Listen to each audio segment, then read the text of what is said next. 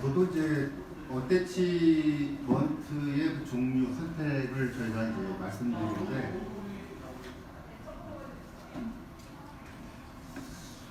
가장 먼저 말씀드리는 게 이제 그 오버덴처의 분류 부분입니다. 그래서 오버덴처 분류는 이제 치근을 이용하는 경우가 있고요, 임플란트를 이용하는 경우, 그다음에 미니 임플란트를 이용하는 경우로 우리가 좀 나눠볼 수가 있습니다. 자연치아의 경우에는 물론 여러 가지가 있습니다. ERA 어태치먼트, 볼 어태치먼트, 또 치아 내부에 집어넣는 제스 탱커, 여러 가지가 있습니다만은 보통 우리가 오버덴처를 할 수 있는 이 치근의 상태가 보통 연세가 많으신 분들이니까 저희가 모르는 끝에 좀 많이 가 있습니다. 그래서 이렇게 기계적으로 결합이 되는 경우에는 이 루트 프랙처나 또는 탈락되는 경우가 많이 생기게 됩니다. 그러다 보니까 그런 거에 제일 견딜 수 있는 기계적 결합이 아닌 이 자석을 쓰는 게 가장 자연치아에서는 유리하게 작용을 합니다. 2000년대 초반에 한때 굉장히 그 어태치먼트가 유행했던 적이 있습니다. 그래서 이 상하게 전치 2개 남아 있을 때 저희가 할 수 있는 방법은 2개 크라운 씌우고 어태치먼트를 달아서 제작을 하는 거죠. 그래서 이 환자분 같은 경우에도 여성 환자분이고 80세 중반의 환자입니다. 이렇게 이제 상하게 어태치먼트로 해서 하고 하하게 RPT 상태인데요.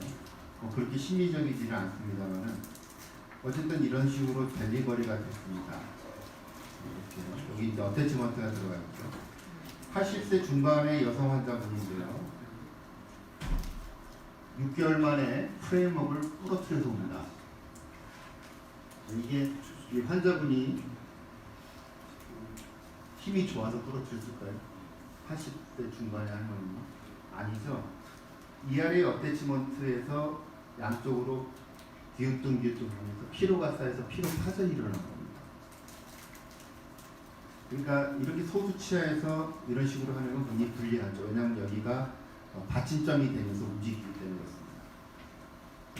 지금은 그냥 과감하게 자르고 거기다가 마그네틱을 이용해서 덴처를 제작을 합니다.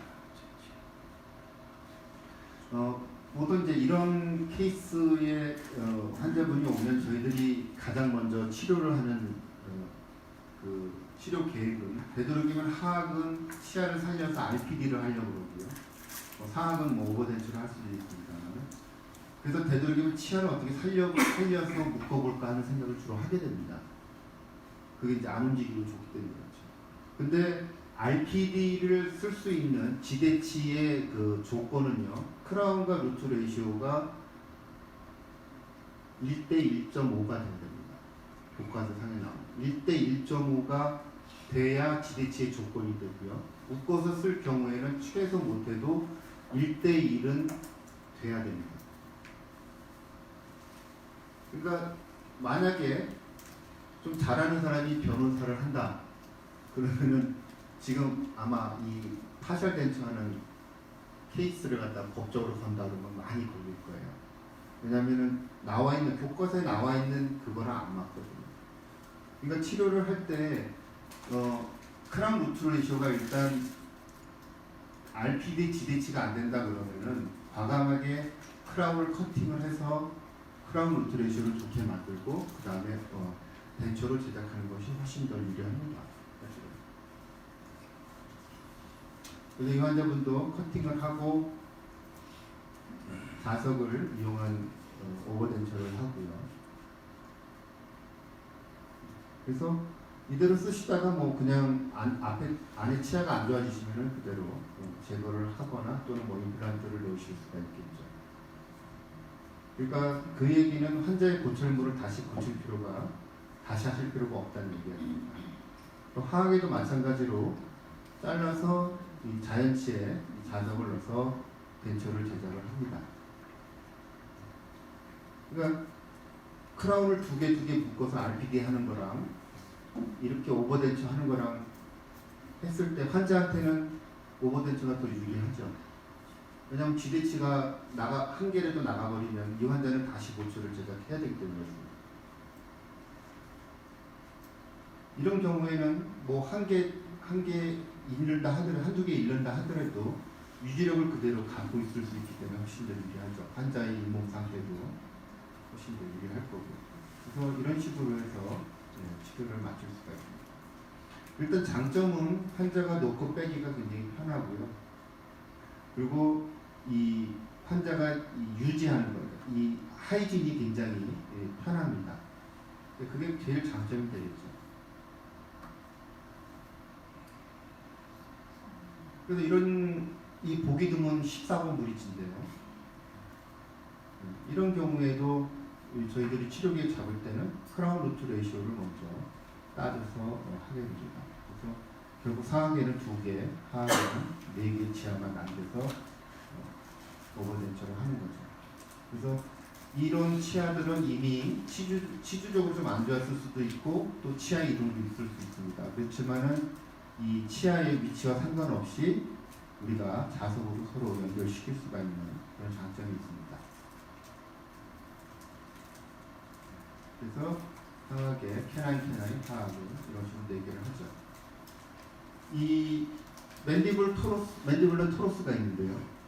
여러분 덴처 제작하실 때 요거를 덮습니까? 여기를 오픈합니까? 오픈합니다. 오픈하십니까? 좀 어렵죠. 그죠? 오픈해야 되나 안 해야 되나. 그게 왜 그러냐면 우리가 덴처를 만들 때 우리의 생각을 넣기 때문에 부시겠다.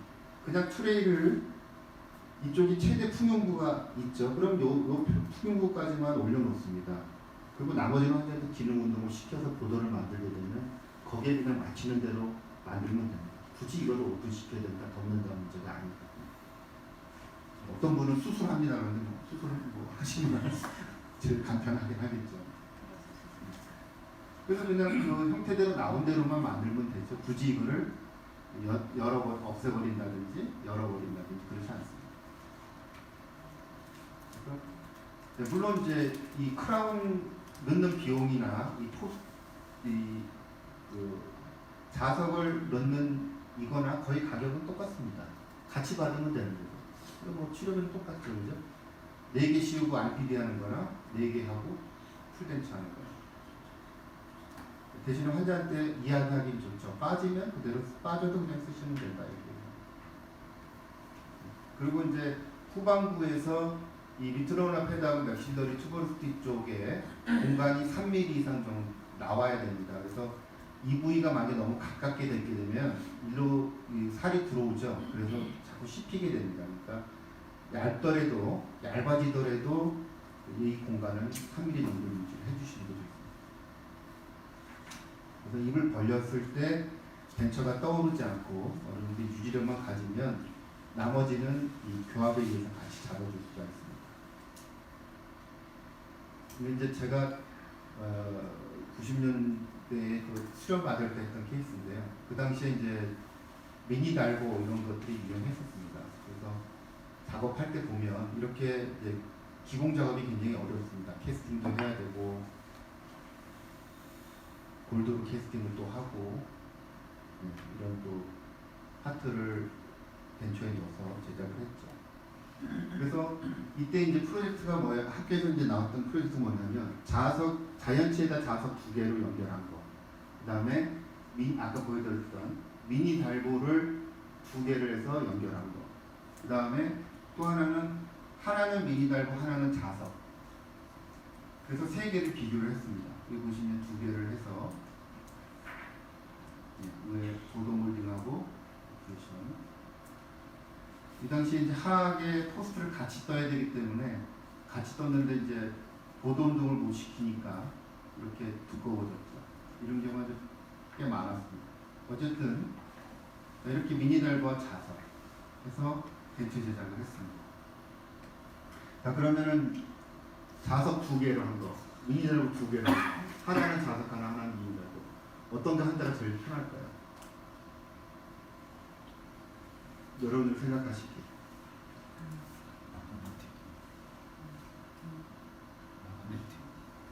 한자는 별 차이가 없어요.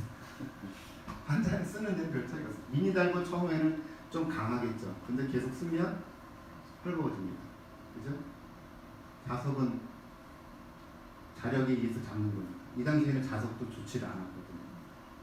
그러니까 한자는 처음에 낄 때만 차이가 날지 조금 쓰면 다 똑같습니다. 그게.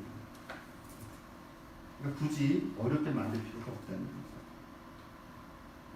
한때는 또 텔레스코픽을 많이 했었습니다. 내관을 이렇게 해서 했던 경우가 있는데, 이렇게 텔레스코픽 할 때도 마찬가지로 크라운 루트 레이시오는 어느 정도 나와야 됩니다. 그래서 가격만 많이 비싸고 나중에 리텐션이 안 나오면 오히려 더 불편한 게 많죠. 그래서 이제 한때 많이 했었지만 지금은 또 일부 선생님들만 많이 하시고 잘 안 합니다. 다음은 이제 임플란트를 이용한 오버덴처인데요. 그래서 이제 자연치에서는 거의 선택권이 별로 없습니다. 자석을 주로 쓰게 되고요. 임플란트에서는 보통 이제 이 바로 묶는 타입과 각각의 그 픽스처를 따로 띄워놓는 시스템으로 나와 있습니다. 그러니까 임플란트로 처음에 오버덴처를 할 때는 임플란트끼리 묶어서 스트레스를 같이 분산을 시키자는 목적으로 해서 묶었습니다. 바로. 근데 그것에 이제 문제점이 생기면서 각각 떨어진 시스템으로 쓰는 볼이나 마그넷이나 또는 로케이터 타입을 쓰게 된 겁니다. 키포인트만 짚어서 이제 말씀드리면요. 이 바를 묶는 경우에 임플란트에서만 지지받는 임플란트 서포티드 덴처가 있고요. 임플란트와 조직에 힘을 받는 임플란트 어시스트 타입이 있습니다. 그래서 상악의 경우에 임플란트 어시스트 덴처를 하려고 그러면 4개를 심어야 됩니다. 4개. 그 4개를 심어서 4개를 같이 묶어야 되고요. 이 끝 부위에는 덴처가 수직 운동을 할 수 있게끔 어태치먼트를 달아야 됩니다.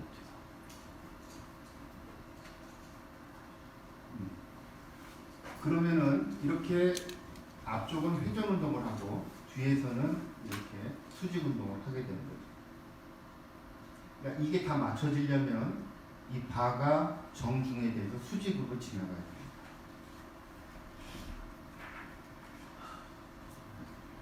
그리고 임플란트에서 지지를 받는 오버덴처를 하려면요. 임플란트는 6개나 그 이상의 임플란트를 심어야 되고요. 후반부의 임플란트는 최소한 10mm 길이가 나와야 돼요. 이거 보시면은 상악에 6개 이상의 임플란트를 심고 임플란트 길이도 10mm, 최소 10mm를 심는다 그러면 이거 심어서 덴처하시겠습니까? 고정성으로 하죠. 그죠? 그러다 보니까 이 바로 묶는 게 큰 의미가 없어지고 현재에 왔습니다. 그래서 상악에서는 이 바를 이용한 보철을 제작을 할 때 결론적인 경우는 임플란트 어시스트 타입은 4개를 심어야 되고요. 임플란트 지지 타입은 6개를 심어야 되는 게 기본 룰이 됩니다. 하악에서는 5개 정도의 임플란트를 심으면 픽스드 타입의 하이브리드 브릿지를 만들 수가 있습니다. 이 하이브리드 브릿지를 만들 때는요, 이 임플란트 탑에서부터 이 교화면 탑까지 15mm 정도의 공간이 나와야 됩니다. 이게 만약에 공간이 적게 되면은 이 레진을 붙잡는 이 부위나 레진치가 탈락되거나 부서질 수가 있습니다. 특히 이 베이스와 조직 간의 공간이 3에서 4mm 정도의 공간이 없게 되면은 이 조직이 염증성으로 자라들어오게 됩니다. 그래서 이렇게 하이브리드 타입의 브릿지를 하실 때 버티컬 디멘전이 충분히 나오지 않는 경우에는 하지 않는 게 훨씬 더 유리합니다. 하악에서 임플란트의 지지를 받는 덴처를 만들 때는 4개의 임플란트만 심으시면 임플란트 지지 덴처를 만드실 수가 있고요. 임플란트 어시스트 타입은 2개의 임플란트만 넣으시면 하악에서 하실 수 있습니다. 이때 임플란트 위치는 멘탈 포라먼, 양쪽의 멘탈 포라먼 전방으로 5군데로 나누게 되는데요. A, B, C, D, E로 나눕니다. 그래서 보통 B와 D의 위치에다가 심는 것을 권합니다.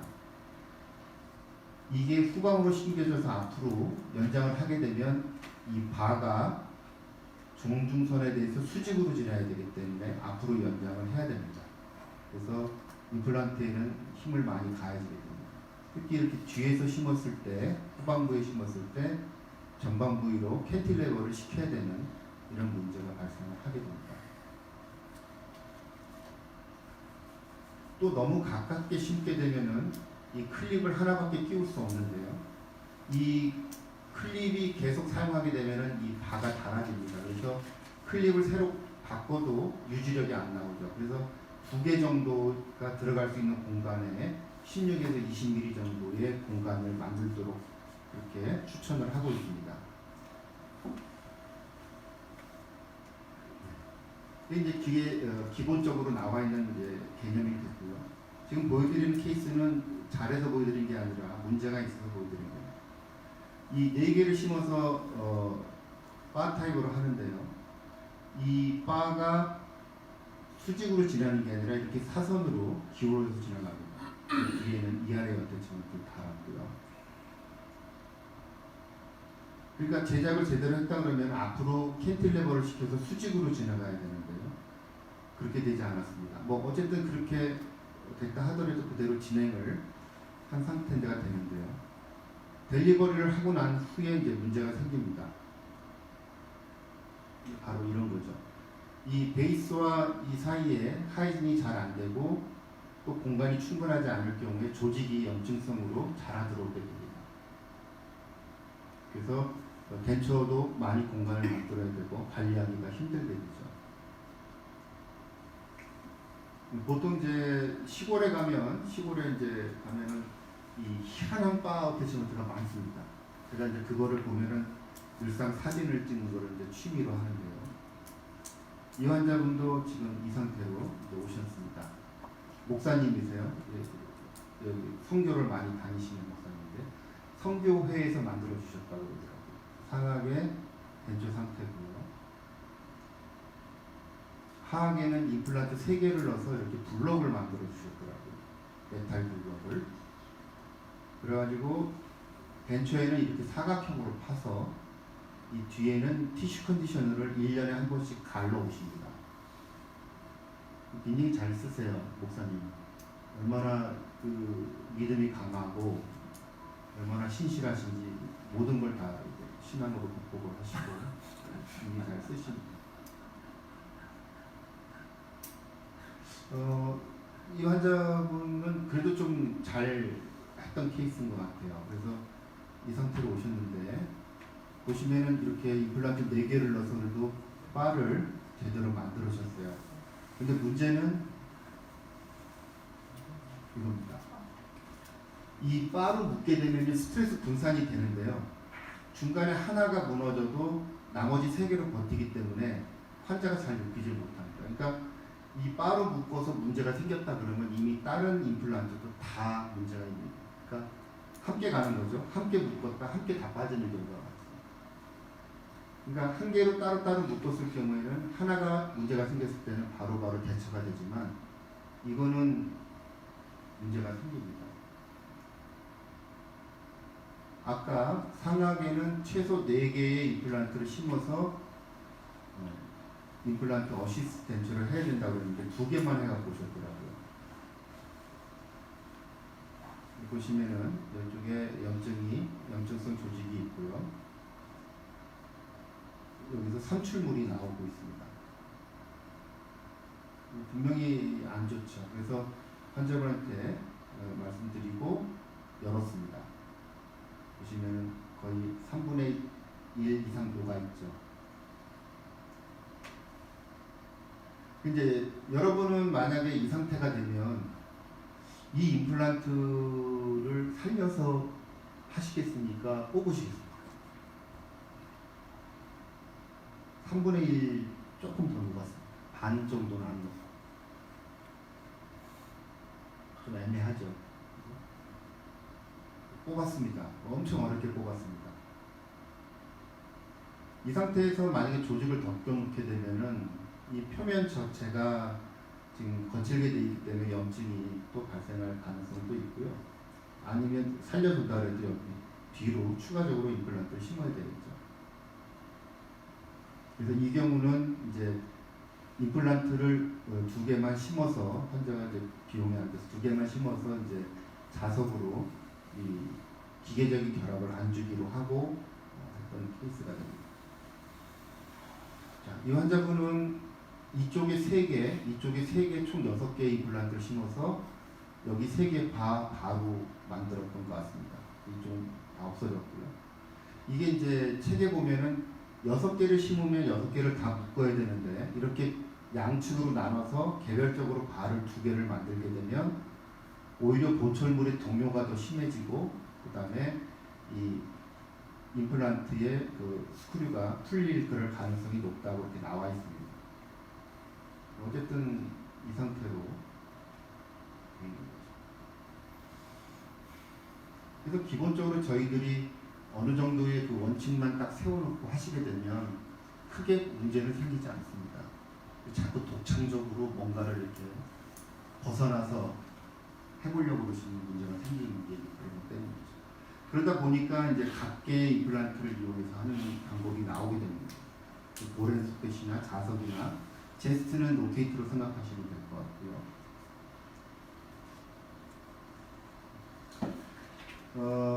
EAO에서 보고한 내용인데요. 임플란트, 오버덴처를 위한 적당한 임플란트 숫자에서 나왔습니다. 하악에서는 나와 있는 게 뭐냐면 2개의 임플란트를 묶는 것 자체는 특별한 어떤 가치를 제공하지 않는다라고 나와 있고요. 그리고 상악에서는 이 오버덴처를 위한 적당한 임플란트의 숫자에 대해서는 연구된 바 없다. 결론입니다. 그러니까 바로 묶는 거는 아까 말씀드린 대로 결론이 나와 있는데 각계별로 심는 거는 안 나와요. 그러니까 우리가 하고 있는 게 다 지금 뜬구름 잡기가 되는 거죠. 연구 결과가 없습니다. 결론은 어떻게 됐냐? 2009년, 2002년 2개의 임플란트를 이용한 하악에 2개를 이용한 임플란트 오버덴처 그리고 상악에 그냥 덴처가 첫 번째 치료의 초이스다라고 제시를 하고 있습니다.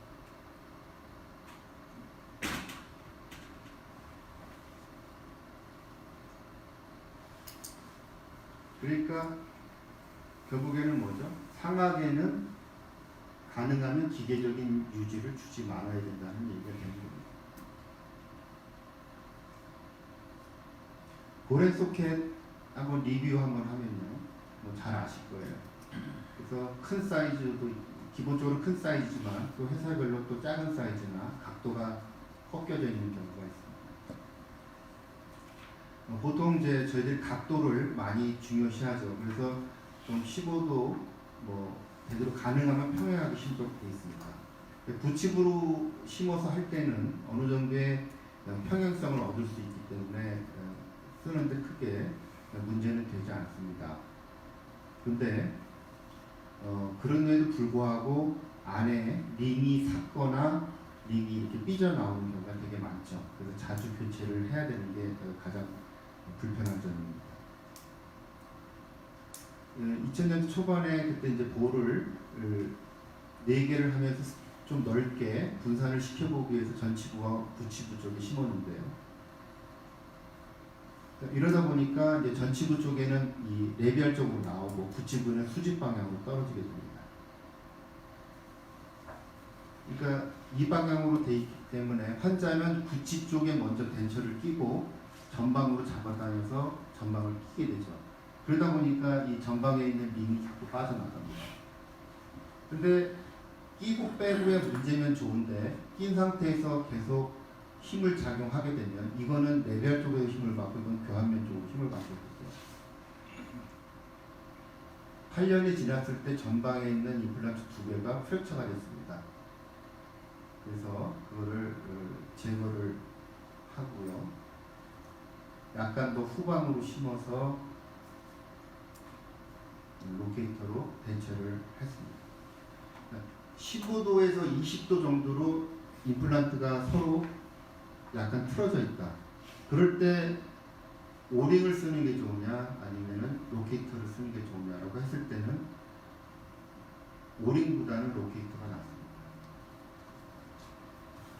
왜 그러냐면 이게 홀딩 데이서 잡는 거하고 계속해서 이 수직적으로 오링이 움직이는 거하고는 작용하는 게 좀 틀립니다. 그리고 어때치먼트의 장기간 관리하는 측면에서도 그렇습니다. 그래서 이 4개를 해서 지금 로케이터를 썼고요. 만약에 이제 또 실패를 하면 자석으로 또 바꿔야죠.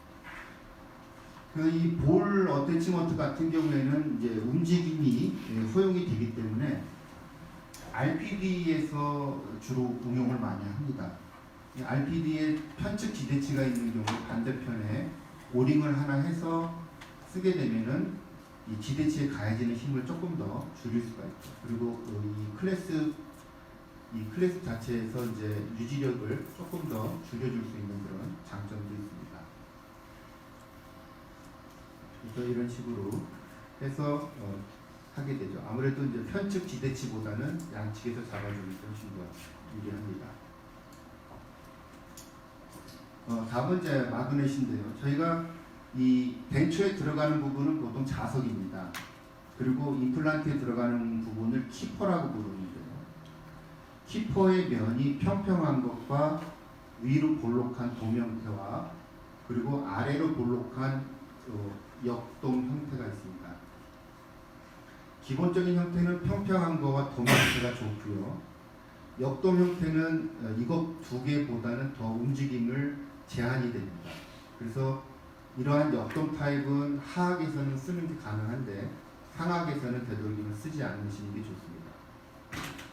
왜냐하면 이게 수평으로 또는 이걸 따라서 움직일 수가 있는데 이 경우는 이렇게 역동으로 되어 있기 때문에 이 끝에 부위에서 걸리게 됩니다. 또 하나는요, 이 자석과 키퍼에 있어서 자장인데요. 보통 우리 국내에서 만든 자석 자체는 지금 이렇게 위아래로 넓게 자장이 형성됩니다. 그래서 이 정확하게 위치가 맞아지지 않으면 이 자력이 굉장히 많이 감소를 하게 됩니다. 보통 30%에서 40% 정도 감소를 하게 됩니다. 근데 지금 이제 신원에서 지금 나온 이 자석은 자장이 이 안에서만 형성이 됩니다. 그래서 자력이 많이 손실이 덜 되고요. 저 같은 경우에는 지금 한 7년째 같은 환자한테 자석을 놓고 한 7년 정도 계속 그 자력으로 쓰고 있습니다. 그러니까 자석에 힘이 빠지질 않는 거죠. 그러면 이제 이렇게 붙어 있으면 이 움직임을 줄 수가 없죠. 그런데 움직임을 주기 위한 타입으로는 이 자석 겉에 이렇게 그 카바를 씌운 게 있습니다. 이거를 SX 타입이라고 그러는데요. 이게 이제 나왔다 들어갔다 하는 거죠, 자석이. 그래서 안에 공간을 한 0.4mm를 만들어 놨습니다. 그래서 이게 꽉 물 때는 이렇게 들어가고 또 측방 운동에서 약간 들릴 때는 이렇게 자석은 붙어 있는 상태에서 커버만 움직이게끔 되어 있습니다. 그래서 치아가 약하거나 임플란트가 좀 약하다 생각이 되시면은 이런 타입의 자석으로 사용을 하시면 됩니다.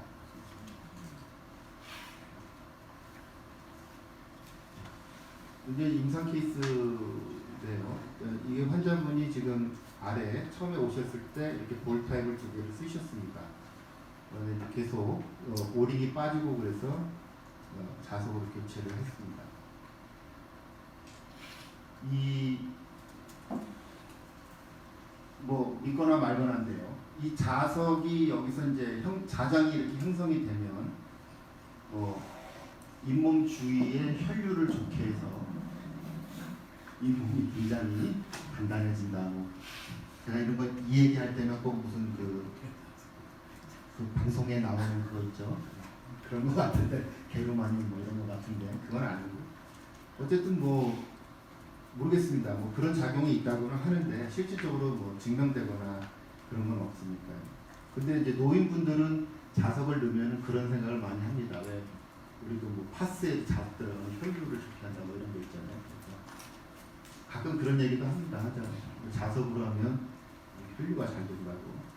근데 실질적으로 한 3년 이상 지금 봤을 때 어쨌든 이 몸이 좀 프라그는 좀 붙을 수가 있는데 좀 되게 깨끗하게 잘 유지되는 것 같습니다. 이런 케이스 있을 때도 저는 이제 항상 크라운 루트 레이셔를 보고 안 좋으면 그냥 그대로 잘라버리거나 뺍니다. 그래서 양측을 이런 식으로 치료를 하게 되죠. 자연치를 자르고 임플란트를 심고. 그래서 임플란트와 자연치와 또 미니 임플란트 등 이런 것이 이제 섞여 있을 때 한 가지 어태치먼트로 통일할 수 있는 것은 지금 이제 자석밖에는 없습니다. 오링이나 또는 로케이터로 지금 그렇게 맞출 수가 없죠. 그래서 이런 식으로 해서 간단하게 저희들이 치료를 마무리할 수가 있습니다.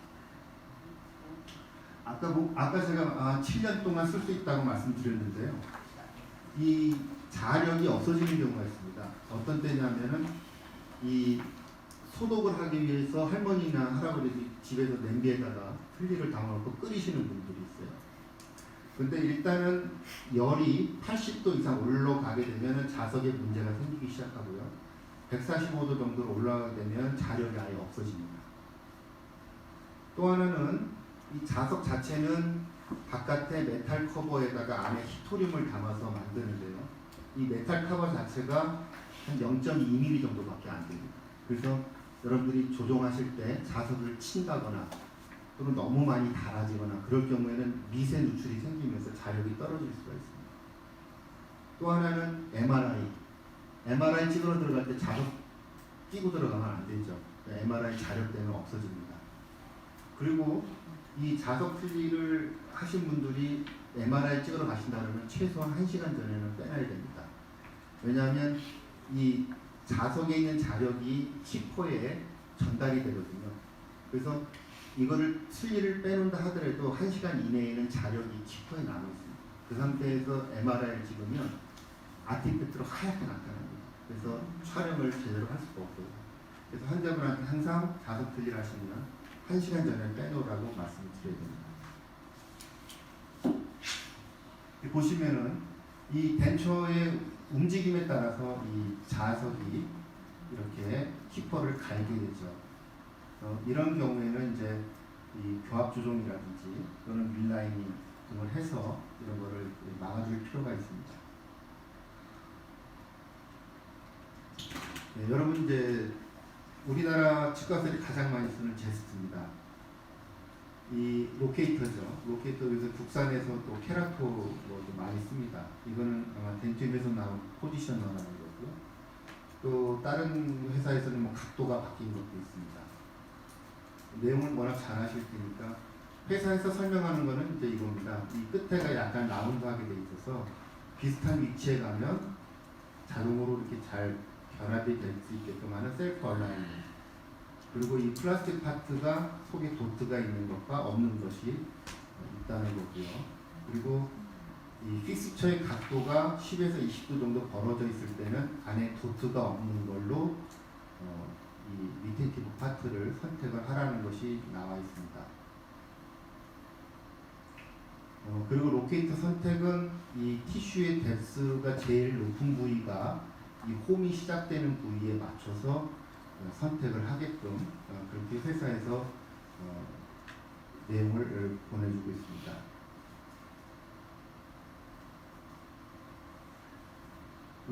근데 이제 이 로케이터는 강한 거죠, 그죠? 장점은 강한 어때지몬. 단점은 강화되는 거예요. 그죠? 장점도 강한 거고 단점도 강한 거고. 또 어떤 때 쓰느냐? 지금 이 환자분은요, 상하 무차 상태로 덴처를 끼고 오셨습니다. 상하계 덴처, 하하계 덴처고요. 지금 이제 이렇게 제가 맞춰보니까 이런 식으로 되어 있었습니다. 이 환자가 불편한 점은 뭐냐면요, 특별히 불편한 게 없는데 불편하다. 굉장히 어렵죠. 난해합니다. 불편한 게 없는데 불편하다. 씹을 때 뭔지 불편하다. 이런 느낌을 잠깐 하시거든요. 근데 뭐 크게 덴처가 막 문제 있어 보이지는 않습니다. 그래서 아까 방법대로 해서 고디가치까지 해서 덴처를 제작을 했습니다. 봤더니 고디가치를 했더니 이렇게 심한 클래스 2 환자. 그거를 이렇게 만들어놨던 얘기는 하악을 환자가 습관적으로 내밀어서 바이트를 체득을 한 거죠. 그러니까 환자 말이 맞는 거죠. 여러분들이 턱을 내려서 밥을 드셔보시면 특별히 불편하진 않은데 굉장히 불편하죠. 그죠? 특별히 불편하진 않아요. 그래서 이렇게 되면 하악이 이 운동을 여기까지 해야 됩니다. 이 환자는 심한 클래스 2 환자이기 때문에. 이 환자가 전방 운동할 때 이만큼 오고요, 측방 운동할 때 이만큼 옵니다. 이러한 경우에 우리가 안정적이지 않은 강하지 않은 그런 어태치먼트를 쓰게 되면, 이럴 경우에 자석 쓰게 되면 안 되죠. 하악이 자꾸 빠져버립니다. 그래서 이런 경우에는 이제 강한 이런 또 로케이터 타입의 그런 어태치먼트를 써야 되겠죠. 그래서 이 환자에게 전방 운동 해보세요 그러면 여기까지 나옵니다. 이런 환자를 만약에 여러분들이 앞니를 집어넣어서 옥니식으로 만들었다 그러면 운동하는 동안에 다 탈락이 돼버리겠죠. 그래서 이런 클래스 2인 경우에는 클래스 2로 해줘야 되는 수밖에 없습니다. 측방 운동할 때도 이렇게 끝까지 다 이동을 해서 측방 운동. 2000년대 초반에 했던 케이스인데, 로케이터 단단합니다. 너무 단단하고 움직임이 많이 허용이 안 되다 보니까 항상 문제는 이 프레임워크 쪽에 매진하고 분리가 되면서 이제 깨져 나가는 경우가 많죠. 어떤 경우는 메탈이 부러지는 경우도 있습니다. 그래서 너무 단단하지 않으니까, 어떤 경우에는 좀 너무 강한 힘이 가해지면 좀 탈락이 돼줘야 좋은데 너무 잡아주는 게 문제가 되죠. 국산 캐라토를 썼던 케이스입니다. 하악은 RPD로 돼 있고요. 보시면 이쪽에 캐나인, 이쪽에 캐나인과 제일 소구치 두 개가 있습니다. 이쪽에 제인이 소구치가 있네요. 그래서 이렇게 RPD를 했고, 위에 캐라토를 했습니다. 1개월 뒤에 왔는데요. 한 달 뒤에 왔는데 여기 떨어졌습니다. 그래서 빼냈는데요. 이러면 이제 저희가 이제 의심을 하게 되죠. 역시 국산은 약해라고 이제 이야기하기 쉽습니다. 그래서 다시 이제 정품 로케이터로 시켜서 연결을 했고요. 그 뒤에 이제 다시 한 달 뒤에 또 환자가 왔습니다. 반대쪽 캐라토가 또 부러졌습니다.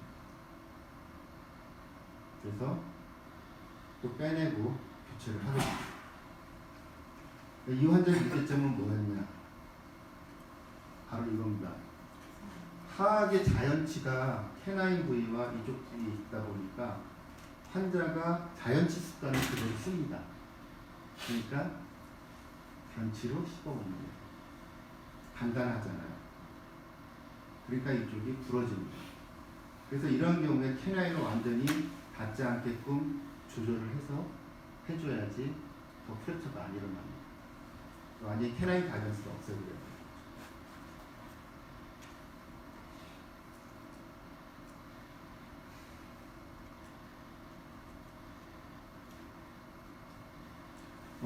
이 환자분은 이렇게 상하계 3개, 하하계 2개의 로케이터를 해서 오셨어요. 덴처를 새로 제작을 해달라고 해서 덴처를 새로 제작을 해드렸습니다. 근데 이쪽에가 조금 진행이 되어 있더라고요. 뼈가 좀 녹아 있습니다. 나중에는 많이 부어서 열어보니까 이렇게 안에가 뼈가 다 녹았습니다. 그러니까 이런 경우가 그거죠. 그러니까 어느 정도에서 강한 힘이 걸리면 빠져줘야 되는데 끝까지 붙잡아주니까 기둥이 다 뼈 쪽에서 녹아버리는 거죠. 거의 뼈가 요 끝에만 남아서 다 녹아있습니다. 도저히 뭐 심을 수가 없죠. 앞쪽에다가 여기도 심었습니다. 그래서 우리가 눈으로 보기에는 굉장히 단단한 것 같이 보이지만 이 덴처 교합에 의해서 움직임을 이 뼈에서 받아내는데 이렇게 심하게 흡수될 정도로 강하게 잡아주는 것은 좀 너무 문제가 있지 않느냐 하는 그 부분들이 제시가 되고 있습니다.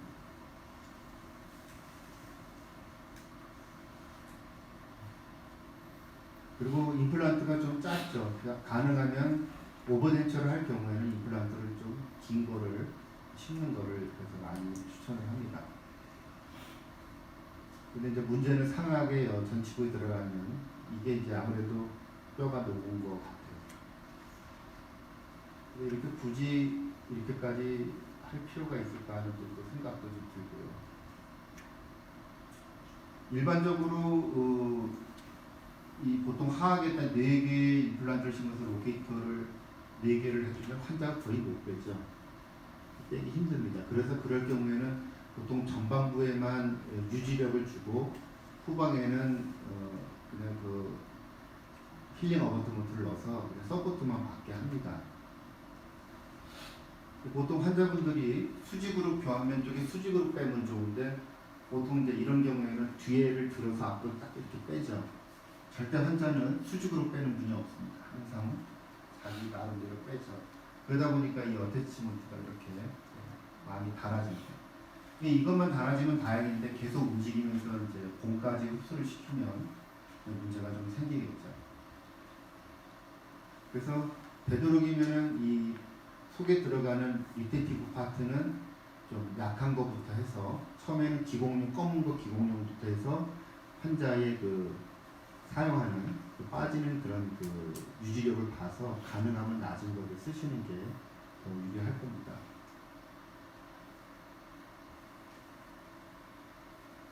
보통 이제 어태치먼트를 저희가 볼, 마그네틱, 로케이터 이렇게 3개로 나누는데요. 덴처 환자를 보통 한 3가지로 나눕니다. 영에이지, 미들에이지, 다음에 올드에이지. 영에이지는 70세 미만입니다. 그러니까 60세, 나이는 상관없습니다. 70세 미만. 그러니까 이 환자가 치아가 있을 때의 습관을 그대로 가지고 있는 겁니다.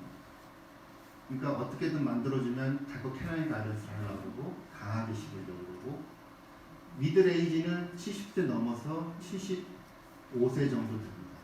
이때는 과거의 습관을 좀 잃어버리고 저장력도 좀 떨어져 있는 거죠.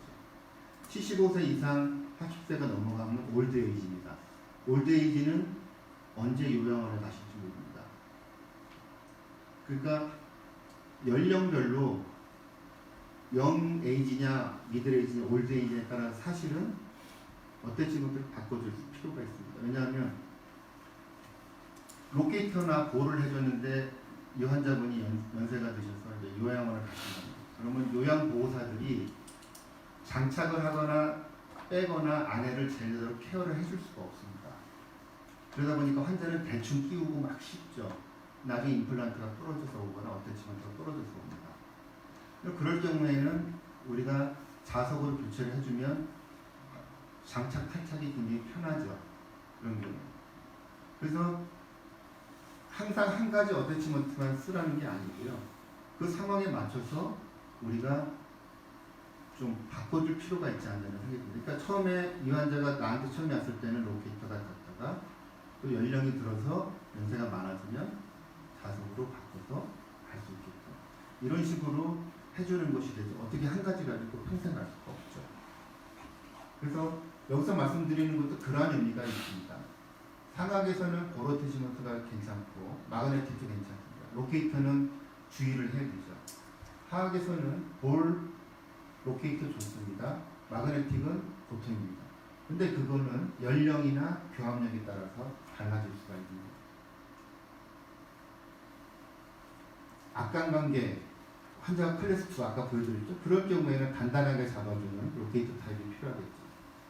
자, 치매나 정신지체 중풍 환자. 중풍 환자한테 여러분 로케이터 달아주면 못 빼죠. 중풍 환자 같은 경우에는 잘 빼야 됩니다. 치매 환자 마찬가지입니다. 어땠지만 또 교환주기.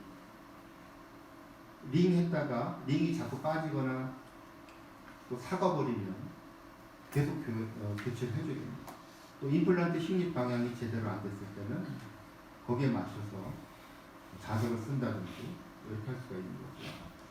그 다음에 덴처의 형태 아까 말씀드렸습니다. 가출성 소치 이런 경우에는 우리가 보로테지먼트를 쓸 수가 있는 거죠. 그래서 덴처의 안정성이 좋으면 어태치먼트는 유지력이 작은 걸 쓸 수가 있습니다. 근데 덴처의 안정성이 떨어지면 어태치먼트는 어쨌든 강한 걸 쓸 수밖에 없는 거죠. 그래서 강한 거에서 실패를 하게 되면 더 이상 우리가 할 수 있는 방법이 없게 됩니다. 고정성으로 가든지 해야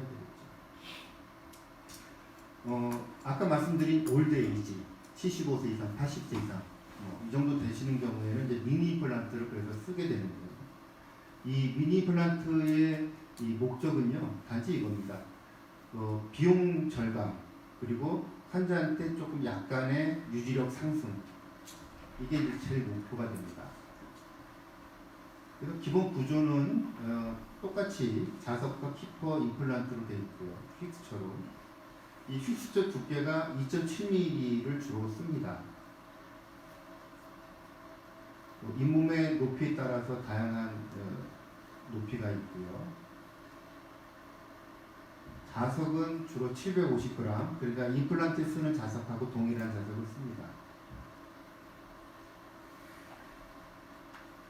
이렇게 이제 오래전부터 덴처를 끼셨던 환자분인데요. 이런 식으로 이제 올드 덴처를 끼고 계십니다. 그래서 이러한 경우에 우리가 먼저 덴처 제작을 하고 그 다음에 덴처를 델리버리 한 다음에 그 다음에 이제 작은 직경이기 때문에 넌플랩으로 또는 조금만 절개를 해서 심을 수가 있습니다. 그래서 하악 같은 경우에 10리 토크가 35N 이상만 나오면 저 같은 경우는 바로 다이렉트로 이렇게 자석을 달아드립니다. 네, 오랜 기간 지나도 잘 사용을 하고 계시고요. 전제 조건은 아까 말씀드린 교합과 또 그 환자의 교합력 이런 거. 그러니까 젊은 환자한테 영에이지나 미들에이지 환자한테 이거를 쓰게 되면 탈락될 수 있습니다. 이 픽스처가 빠져오면 실패할 수 있습니다. 그러니까 올드에이지만 쓰신다고 생각하시면 됩니다. 이 환자분도 80대 후반의 여자 환자분이신데요. 상악의 치아 2개는 살려달라고 해서 일단 살렸습니다. 근데 하악이 이렇게 릿지만 있는 상태입니다. 그래서 릿지도 평평하고 덴처도 평평하고 다 평평하죠. 이런 경우에 이제 제가 2개 정도의 미니 임플란트를 넣어서 유지력을 조금 상승을 시킬 수가 있습니다. 그래서 2개를 넣어서 바로 연결을 했고요. 이제 공간이 적으니까 짧은 걸 넣습니다. 이렇게 별로 큰 수술도 아니고 그냥 넣는데도 불구하고 이렇게 우직이 막 생기죠. 그러니까 레귤라 임플란트 수술하면 거의 식사를 못 하실 겁니다. 이 미니 임플란트는 이게 심으면요 환자가 어떤 느낌이냐면 환자분들 하시는 이야기가 30분 정도 마취가 깨면 30분 정도 약간 우리하다가 그 다음에는 통증이 전혀 없대요. 막 씹어도. 그리고 빠질 때도 통증이 거의 없답니다. 그래서 어떤 분은 이렇게 들고 오세요. 이거 입에서 나왔다. 그러면은 환자분한테 어떻게 얘기하냐면 이거는 임플란트가 아니라고 얘기하거든요. 뭐라고 얘기하냐? 어머니 입에 아무것도 없으니까 이 자석을 붙이기 위해서 안에다 뼈에다 이렇게 박아놓은 거라고. 그러니까 빠지면 그 옆으로 바로 박아도 환자분들이 아파하지 않기 때문에 아프지 않다는 걸 알기 때문에 크게 문제는 없습니다. 그래서 특히 이 화학 전치부는 굉장히 자리가 좋죠. 심어 놓으면은 굉장히 오래 갑니다. 그 다음에 1년 뒤에 찍었던 사진이고 지금은 이제 한 6년 정도 돼갑니다. 이런 환자들 같은 경우는 아래가 알베올라 본이 아니라 턱뼈죠. 턱뼈에다 심어 놓습니까? 훨씬 낫죠. 보통 덴처를 해드리고 덴처를 잘 쓰시면요, 이 구륜근을 보게 되면 구륜근이 굉장히 힘이 있어 보입니다. 근데 틀니를 잘 안 좋은 걸 끼시면 구륜근이 느슨합니다. 축 처집니다. 그래서 구륜근만 딱 보셔도 틀니를 잘 쓰시느라고 쓰시는 걸 알 수가 있죠. 어택치먼트 연결 방법은 뭐 다이렉트, 인다이렉트가 있습니다만은 제가 이제 키포인트만은 몇 가지 짚어드리겠습니다. 이 보로티지먼트 같은 경우에는 이 아래 메일과 피메일 파트를 꽂으면 여기 사이에 공간이 생기죠. 그래서 이 공간을 예전에 저희들이 그 웩스로다가 이렇게 메꿨습니다. 왜냐하면 이게 움직임을 돼야 되기 때문에 레진이 들어가면 안 되거든요. 근데 지금은 웩스를 사용하지 않고 그 블리칭 할 때 잇몸에 그 블리칭액이 닿지 않도록 하는 그 진지발 뱀이 있습니다. 그거를 요 홈이랑 아래쪽으로 이렇게 삼각뿔 형태로 쏘죠. 그리고 그 표면에만 1초에서 2초 정도 큐어링을 합니다. 그러면 표면은 딱딱하고 안에는 말랑말랑한 상태입니다. 그 상태에서 레진을 붙여서 빼게 되면 이런 식으로 이 레진에 딱 붙어서 나옵니다. 요것만 제거하게 되면 깨끗하게 처리를 할 수가 있죠. 이 자석의 부착이 아까 말씀드렸습니다만 자석이 이 키퍼와 이 자석이 제대로 딱 만나지 않으면 자력이 많이 감소를 하게 됩니다. 그래서 예전에는 이거를 고정시키기 위해서 먼저 레진으로 키퍼와 자석을 먼저 이렇게 고정을 시켰고요. 고정이 된 다음에 이 덴처에다가 연결을 시켰습니다. 근데 이렇게 하니까 되게 번거롭죠. 그래서 신원하고에서 만든 게 이 마운팅 링이라는 게 있습니다. 이거를 이 키퍼 위에다 딱 꽂으면요, 자석이 들어갈 공간이 생깁니다. 그래서 거기다가 자석을 올려놓게 되면은 자석이 일부분만 들어가고 나머지는 레진에 감싸질 수 있게 되죠. 근데 자석을 붙일 때는 한 가지 주의하셔야 될 게 있습니다. 뭐냐면은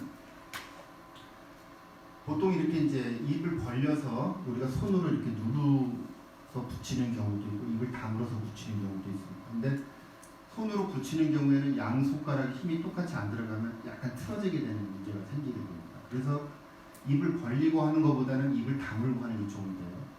문제는 기계적인 결합일 때는 큰 문제가 안 생깁니다. 근데 자석일 경우에 환자가 만약에 강하게 닿는다 그러면 이 몸이 눌린 상태에서 자석이 붙게 되죠. 그러면 나중에 조정을 한 다음에 다시 넣게 되면 자석이 붙기 전에 조직이 먼저 닿기 때문에 자력이 안 됩니다. 그래서 자석을 붙이실 때는 환자분한테 무세요 하고 시키고요. 여러분 무시면은 여기 여러분들 보시면 마스터 머슬이 올라오죠. 딱 물면 강하게 올라옵니다. 그래서 물긴 무는데 여기 힘을 빼게 하죠. 무세요 하시고 여기에 힘을 빼세요 한 다음에 여기에 힘을 빠지는 거를 옆에서 어시스트가 이렇게 만져줍니다. 그래서 한 레진이 9주 동안에 4분에서 5분 정도 힘을 빼게 하죠. 그러면은 자석 이 틀니를 딱 넣었을 때 이 조직하고 거의 같이 딱 하고 붙습니다. 그래서 어떤 분들은 자석 붙였는데 자력이 안 나온다. 빵 묻는 경우는 그렇습니다. 그거 하나만 주의해 주시면 되고요.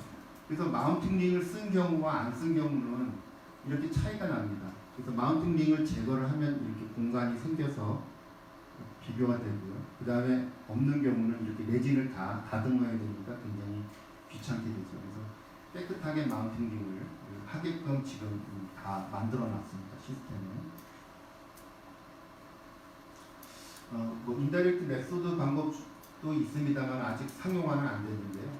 요 보시면은 아날로그와 그 마그네틱 코핑이 있습니다. 인젝션 코핑. 그래서 그거를 이 키퍼에다가 연결하시고요. 또 만든 덴처의 내면을 넓혀서 이렇게 넓혀서 그 다음에 인상을 떠서 보내게 되면은 기공소에서 자석을 붙여올 수 있습니다.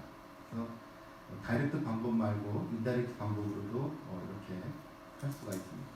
대신에 기공소로 보내실 때는 아까 말씀드린 것처럼 자석이 움직일 수 있는 SS 타입을 사용하시는 게 더 유리합니다.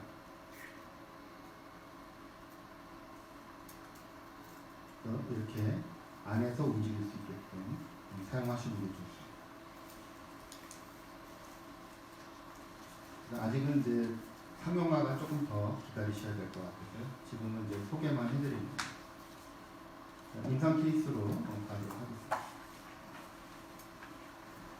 보통 이제 환자분들 오시면 이런 환자분들이 많이 있으시죠. 상하겐 덴처고 하하게 전방에 치아만 남아있는 경우가 있습니다. 이런 경우에 우리가 이제 뭐 파셜 덴처를 하기도 그렇고 좀 애매하죠. 그리고 이런 거를 우리가 이제 컨비네이션 신드롬이라고 합니다. 그래서 하하게 치아는 계속 정출이 되면서 상하게 알벨라본을 녹이게 되고 계속해서 문제가 생기게 됩니다. 그래서 이런 경우에는 그냥 과감하게 잘라버리든지 아니면 빼버리는 게 훨씬 더 편합니다. 저 같은 경우는 그냥 환자분에 따라서 억셉트 하면 그냥 빼버립니다. 왜냐하면 이게 남겨져 있으면 이 환자는 또 암리로 시거든요. 분리가 느낌이 좋기 때문에 암리 사용을 많이 하게 됩니다. 그냥 다 발치를 해버리고요. 그리고 나중에 어느 정도 지난 다음에 환자가 리텐션이나 이런 부분 때문에 이야기하시면 이렇게 마그네틱을 이용해서 한 4개 정도 미니 플란트를 이용해서 하기도 합니다. 물론 이제 연령이 조금 높으신 경우죠. 그래서 이렇게 차라리 4개를 이렇게 분산을 시켜서 잡는 게 낫죠. 전치부에 이 치아 3개 가지고 있게 되면은 계속해서 문제가 발생할 수 있습니다. RPD를 오래 끼고 있게 되면은 이런 식으로 지대치에서 많이 문제가 생기게 되죠. 여기서 보시면은 하악의 치아 이동도 많이 되어 있고 안 좋습니다. 이런 경우에 방사선 사진에서 먼저 아까 말씀드린 것처럼 크라운 루트 레시오를 보고 거기에 안 맞게 되면 뺄 건 빼고 잘라야 될 거는 다 잘라버리고 상하게 3개만 남기고 하하게 잘랐죠. 또 2개의 자석을 치아에다 넣고요. 하하게는 이쪽에 없기 때문에 이쪽에 연령에 따라서 임플란트 하나 넣든지 아니면 미니 임플란트를 이렇게 넣어서 합니다. 그리고 간단하게 치료를 마무리할 수가 있죠. 이 환자 아까 보셨던 환자분인데요. 상하게 편측으로 3개 임플란트만 남아있는 환자입니다. 그래서 이 환자분을 어떻게 치료를 했는가 하면 이 바를 제거를 했고요. 그리고 하악을 보니까 하악의 지대치가 다 부러져 있고 하나만 남아있습니다. 그래서 이 상태에 있기 때문에 여기를 각개별로 다 나눠서 했고 아래는 자르기로 했습니다. 연령이 80대 중반으로 높기 때문에 반대편 쪽에 상악에서는 이제 하나를 심는 것보다 2개를 이렇게 페어로 심는 게 더 낫거든요. 그래서 2개를 같이 이렇게 페어로 심었고요. 이쪽에 바를 풀러내고 이 신원에서 각 임플란트 회사별로 다 이 키퍼가 있습니다. 그래서 그거를 찾아서 꽂았고요. 하악에는 이쪽에 지대치 잘라서 자연치 마그넷 그리고 반대편에 미니 플란트를 넣어서 마무리합니다. 이런 식으로 최종 덴처를 마무리하죠. 특히 이제 연령이 높으신 분들 같은 경우에는 굳이 다 7번까지 별할 필요가 없습니다. 보통 하악 7번 정도를 제거를 하고요. 이 상악은 볼이 들어올 수 있기 때문에 막아주고 하악의 7번 부위는 교합력을 좀 줄여주는 의미에서 그 제거를 하는 경우도 많이 있습니다.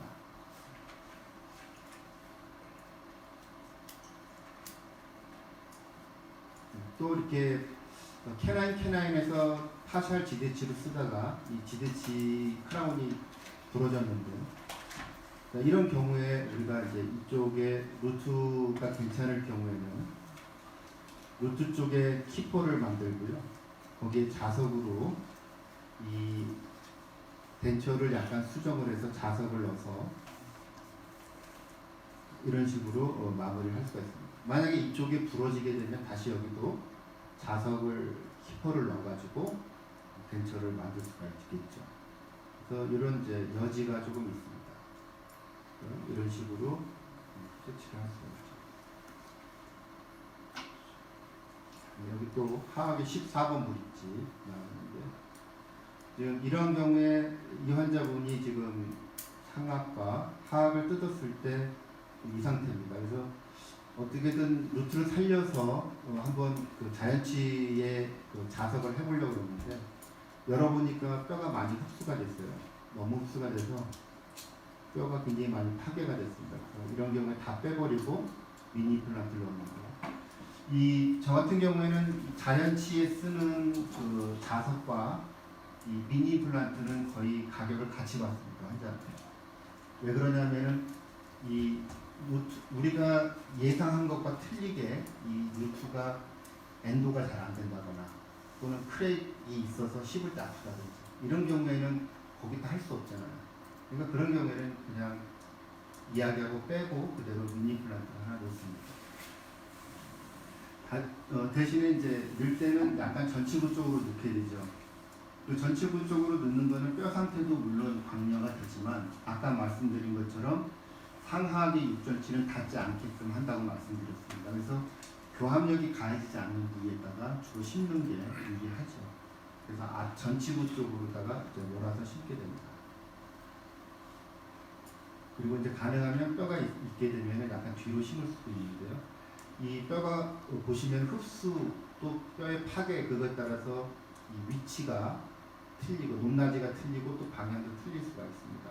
그래서 이런 경우에 이제 자석으로는 다 해결이 될 수 있기 때문에 이렇게 쓰죠.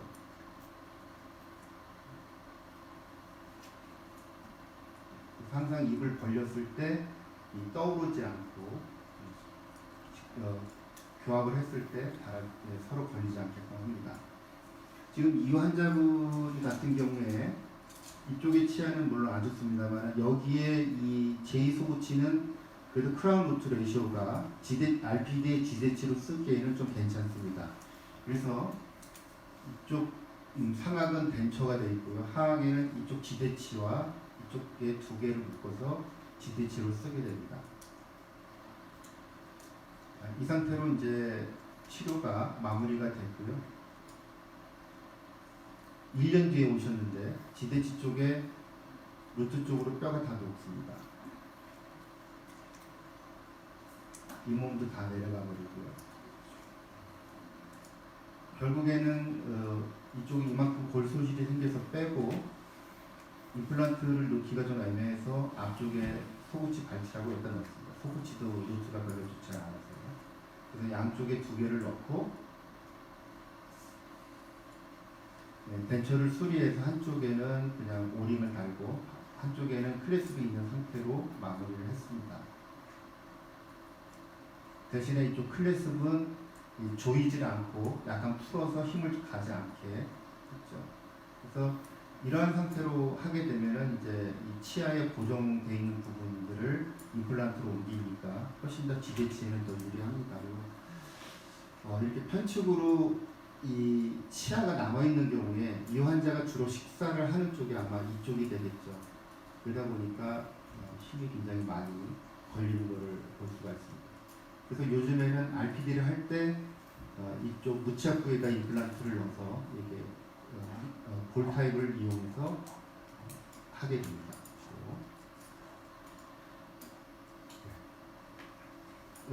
이가 많이 부러져 있다 하더라도 우리가 방사선 상에 봤을 때 어느 정도의 뼈가 있다 그러면 되도록이면 살리는 게 제일 좋죠. 이 환자분도 많이 깨져 있지만 저 루트를 살릴 수 있는 게 있습니다. 그래서 하악에는 임플란트 2개를 넣었고요. 상악에는 이제 잇몸 처치를 했는데 이쪽에 보시면은 골이 많이 녹아 있습니다. 근데 통증도 없고 전혀 문제가 없어서 여기다가 이제 자연치 루트 키퍼를 넣기로 했습니다. 일반적으로 저희들이 그 기존에 나와 있는 이 자연치용 루트 키퍼를 보시게 되면은 이 치아의 루트를 평평하게 만들고 그 위에 이렇게 앉히도록 되어 있습니다.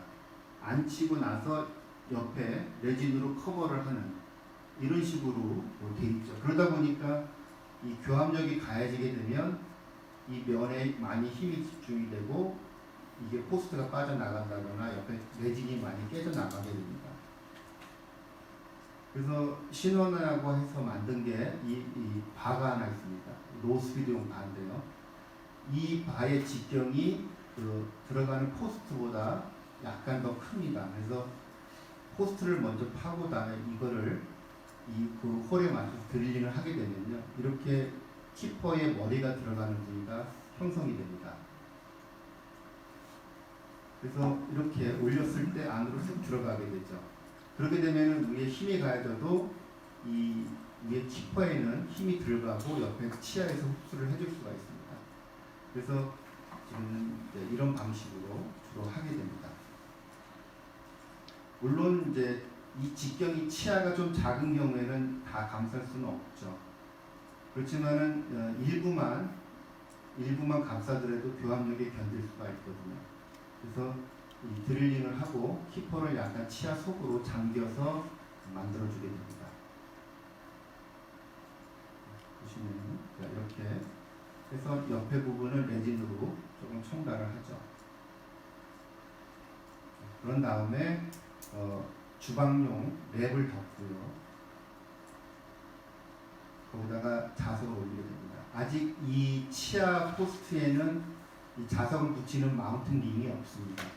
그래서 그냥 이때는 이 랩을 덮고 거기다가 이 레진을 올린 다음에 이 틀에다가 붙이는 그런 방식을 아직은 쓰셔야 됩니다. 그래서 아래는 2개 로케이터 타입을 했고요. 상하게 치아 2개에다가 자석을 달았습니다. 이게 그 환자 틀리고요.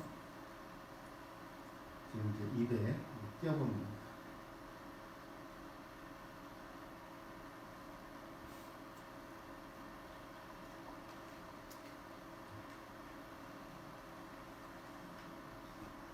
그렇죠? 보시면은 움직임에 있어 전혀 상하게 걸리지 않죠.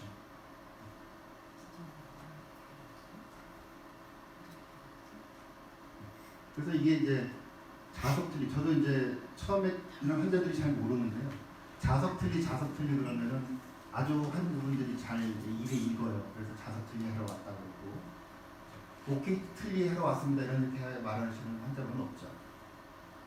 로케이트 틀리 어렵습니다. 그죠? 볼로 어땠지 틀리 해주세요. 이런 거 안 하거든요. 자석 틀리는 많이 합니다. 자연치를 이용해서 할 수 있다는 것이 큰 메리트죠. 이거 보시면요. 이 환자분 굉장히 치주질환이 심해서 뺐던 케이스인데 지금 상하게 거의 하악에는 위치하게 돼요. 그래서 임플란트를 심었는데요. 다 빼야 될 상황입니다. 하악에 임플란트 2개를 넣고 상하게 이 캐나인은 이제 루트만 한번 남겨보기 위해서 일단은 살려놨습니다. 그리고 뒤에 임플란트를 넣고요. 이 반대편에는 이거를 이제 빼고 이 자리에다가 임플란트를 넣습니다. 보시면은 이 부위까지 이 캐나인이 있던 부위죠. 그래서 임플란트를 이쪽 링결 쪽에 펠레탈 쪽으로 붙여서 심었습니다. 근데 나중에 최종 결과를 보시면요, 이 임플란트가 벽화 쪽으로 나가 있는 거죠. 그러니까 이만큼 있던 골이 다 흡수가 되면서 오히려 위치가, 저는 펠레타 쪽으로 심었다고 생각했는데 오히려 버칼 쪽으로 나가 있는 형태라는 거죠. 그러니까 누가 보면 임플란트를 잘못 심은 것처럼 보일 수가 있습니다. 그래서 상하게 임플란트를 심으실 때는 항상 제일 큰 목표는 가능하면 펠레타 쪽으로 많이 위치를 시키는 게 좋습니다. 특히 발치를 하면서 심으실 때는 바깥쪽에 있는 뼈가 굉장히 흡수가 많이 일어나기 때문에 펠레타 쪽으로 가능하면 같이 심는 게 좋습니다. 근데 이 옆에 보시면은, 이 옆에 있는 앞에 자연치가 있을 경우에는 그래도 좀 덜 심한 정도가 좀 덜하죠. 근데 이쪽에는 굉장히 많이 내려가는 걸 볼 수가 있습니다.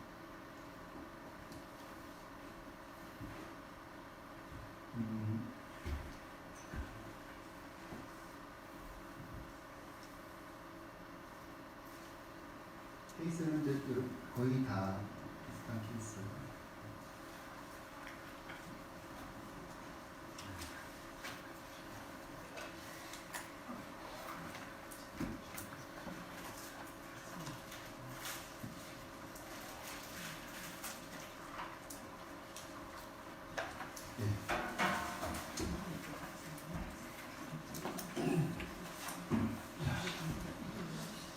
제가 제일 좋아하는 케이스입니다. 어떤 어태지먼트를 선택하시겠습니까? 하는 것을 만든 것이고요. 상하게 이제 루치아 환자입니다. 대부분 이제 치료 계획을 세울 때 보통 임플란트를 먼저 심는 것보다는 먼저 먹는 게 중요하니까 덴처를 먼저 제작을 하고 그 이후에 임플란트를 심어서 치료를 하는 것을 보통 합니다. 그래서 환자분한테는 덴처를 제작을 하고 하악에 임플란트 2개를 넣어서 오버덴처 하는 걸로 계획을 잡았습니다. 그리고 이미 치료비도 다 받았습니다. 덴처 제작을 아까 말씀드린 방법대로 했고요. 교합 조정도 하고 그다음에 구강 내에서 아픈 부위도 조정을 했습니다. 한 달 후에 구강의 상태고. 이날은 이제 임플란트를 심으러 오시는 날입니다. 그래서 잘 쓰고 계시냐고 그랬더니 잘 쓰고 계신다고요. 그래서 그럼 얼마나 덴처가 잘 붙어 있는지 한번 봅시다. 그리고 타월 클램프를 가지고 덴처를 찍어서 한번 빼봅니다. 혀를 들고 계시죠. 혀를 약간 내려놓으시라고 그러고.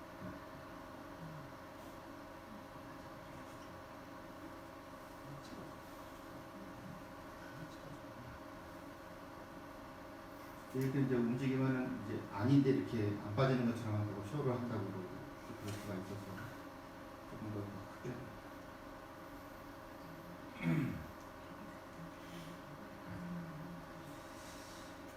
유지력이 좋아요. 이제 처음 질문 들어갑니다. 임플란트 2개 값을 돌려준다. 환자분한테. 아니면 심는다. 어떤 걸 선택하시겠습니까? 돈은 이미 받았습니다. 환자가 원하는 대로. 예? 환자가 원하는 대로. 환자가 원하는 대로 해줍니까?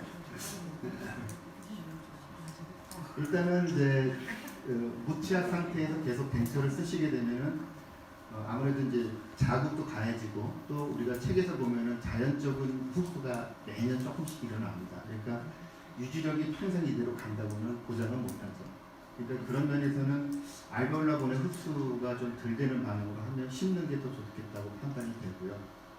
그 2개를 어쨌든 심었습니다. 심었을 때는 이제 어태치먼트를 어떤 걸 쓰느냐, 그게 문제죠.